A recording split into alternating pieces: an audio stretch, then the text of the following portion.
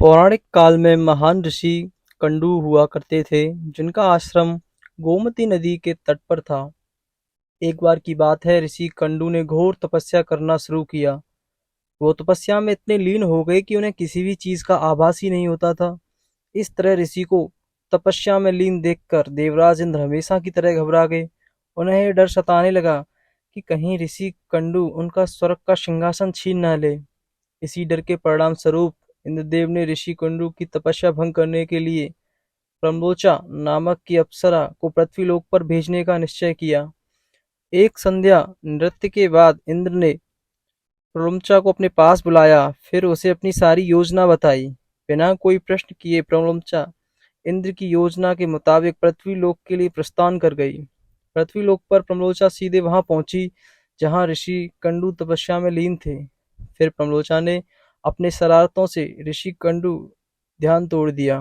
उसके बाद जैसे ही ऋषि की नजर प्रलम्बचा पर पड़ी, तो वे उसके रूप और सौंदर्य को देखकर उस पर मोहित हो गए और उसे अपने साथ लेकर मंदरांचल पर्वत की गुफाओं में चले गए। उसके बाद ऋषि कंडू प्रलम्बचा के सौंदर्य में इतना खो गए कि वो 100 से अधिक वर्षों तक उसके साथ भोग विलास करते रहे। 100 वर्ष बाद एक दिन अप्सरा प्रम्बोचा ने ऋषि कंडू से कहा कि हे ऋषि, अब मैं स्वर्ग लोक वापस जाना चाहती हूँ, इसलिए आप मुझे खुशी खुशी विदा कीजिए। अप्सरा के मुख से जाने की बात सुनकर ऋषि उदास हो गए और उन्होंने कहा, हे देवी, अभी थोड़े दिन और रुक जाती तो अच्छा होता। ऋषि को उदास देखकर अप्सरा पृथ्वीलोक पर और रुकने को मान गई। फिर ऋषि कंडू ने अगले 100 वर्षों तक उसी गुफा में अप्सरा के साथ भोग विलास किया। फिर 100 वर्षों बाद एक दिन प्रम्बोचा ने अब ऋषि कंडू से कहा, हे मुनि, मुझे पृथ्वीलोक पर आए बहुत समय हो गया है, अब तो आप मुझे स्वर्गलोक जाने की आज्ञा दें। ऋषि कंडू उसकी बात सुनकर फिर व्यथित हो गए। बोले, हे देवी, अभी कुछ समय और रुक जाओ, फिर चले जाना। इसी तरह कई 100 वर्ष बीत गए और जब भी अप्सरा प्रम्बोचा स्वर्गलोक जाने की बात ऋषि से कहती, तो वे किसी तरह उसे मना लेते। वो अप्सरा ऋषि के श्राप से भी डरती थी कि कहीं क्रोध में आकर ऋषि कंडू से श्राप न दे दें।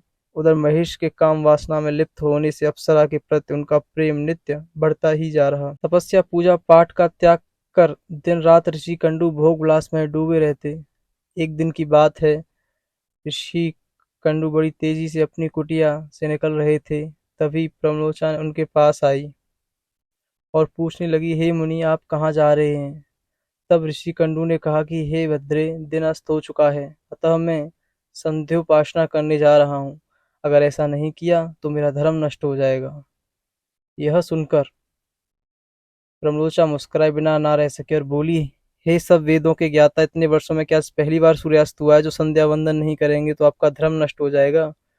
मैं तो आपसे जब से मिली हूँ तब से तो आपने कभी संध्या वंदन नहीं किया है। इस प्रकार के वचन सुनकर ऋषि कंडू बोले, हे भद्रे, नदी के इस सुंदर तट पर आज सवेरे ही तो तुम आई हो। मुझे भली भांति स्मरण है, मैंने आज ही तुमको अपने आश्रम में प्रवेश करते देखा था।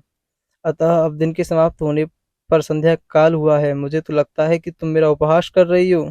तब प्रम्बोचा ने ऋषि से कहा कि हे ब्राह्मण श्रेष्ठ, आपका यह कथन सत्य है कि आपके आश्रम में मैं सवेरे आई हूँ, परंतु आज नहीं। जिस सुबह मैं यहाँ आई थी उस समय को तो कई 100 वर्ष बीत चुके हैं। यह सुन महेश कंडू घबरा गए और बोले कि हे सुंदरी, मुझे सही से बताओ, मुझे तुम्हारे साथ रमण करते कितना समय बीत चुका है? तब प्रबलोचना ने बताया कि आपको मेरे साथ रमण करते हुए 907 वर्ष 6 महीने और 3 दिन हो चुके हैं।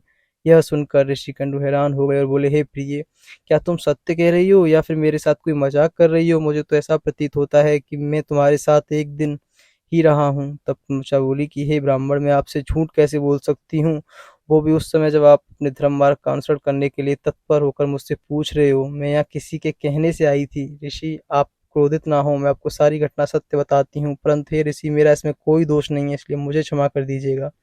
तब ऋषि कंडू ने कहा कि जल्दी बताओ, तुम्हें यहाँ किसने भेजा था? तब प्रलोचना ने कहा कि आपकी तपस्या से देवराज इंद्र को डर लगने लगा था कि उन्हें ही आपकी तपस्या भंग करने के लिए मुझे यहाँ भेजा था। प्रनोचा के मुख से ऐसे वाक्य सुनकर ऋषि कंडू व्याकुल हो गए और बोले कि धिक्कार है मुझ पर, मेरा धर्म नष्ट हो गया। एक स्त्री ने मेरी बुद्धि को भ्रष्ट कर दिया, इस स्त्री के संग से मेरा समस्त जीवन का तप नष्ट हो गया। इसलिए हे पापनी स्त्री, अब तू जहाँ चाहे जहाँ जा सकती है, क्योंकि तुझे इंद्र ने जिस कार्य के लिए भेजा था वह कार्य संपन्न हो गया है। तूने मेरा तप नष्ट कर दिया। महेश को इस तरह क्रोधित देख प्रनोचा भय से कांपने लगी, जिसकी वजह से उसका पूरा शरीर पसीने से भीग गया।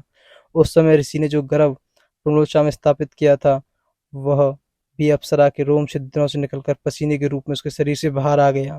प्रणोचा के पसीने से वायु ने उसे गर्भ को इकट्ठा किया और वृक्षों ने उसे ग्रहण किया। सूर्य की किरणों से पोषित होकर वह धीरे धीरे बढ़ने लगा। फिर समय पूरा होने पर उस विश्राग से मृषा नामक कन्या उत्पन्न हुई, जो ऋषि कंडू, सूर्यदेव तथा वायु की पुत्री कहलाई। तो गाइस, कैसी लगी आपको ये कहानी कमेंट में जरूर बताना। ऐसी स्टोरीज के लिए वीडियो को लाइक और चैनल को सब्सक्राइब अवश्य करना।